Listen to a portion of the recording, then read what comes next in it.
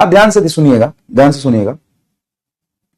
NTA का बिल्कुल update है, और एनटीए का अपडेट ये है कि जो जेई मेन में अपने सेक्शन ए और सेक्शन बी होते थे उसी तरीके से वहां भी होते थे।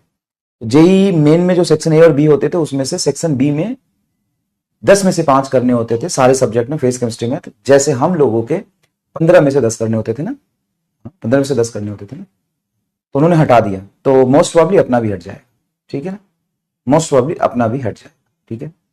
तो आपके पास कुछ ऑप्शन जैसा चीज नहीं रहेगा। तो बेस लास्ट 2 साल से एक तो सिलेबस भी बहुत कम हो गया था और ऑप्शन जैसी चीजें भी थी, तो चीजें अब हट जाएंगी, वो चीजें हट जाएंगी तो अपने आप पेपर समझो थोड़ा मुश्किल ही हो गया। पहले 2 में से तुमको 3 में से तुमको 2 ही करना होता है ना, 3 में से 2 करना है, या 15 में से तुमको 10 ही करना है, तो चॉइस तो मिल जाता था ना कि ये नहीं समझ में आ रहा तो ये कर लेते हैं, समझ में नहीं आ रहा तो ये कर लेते हैं। वो अब नहीं है। तो बाय डिफॉल्ट इसका होना अपने आप में है कि कट ऑफ थोड़ा नीचे आएगा।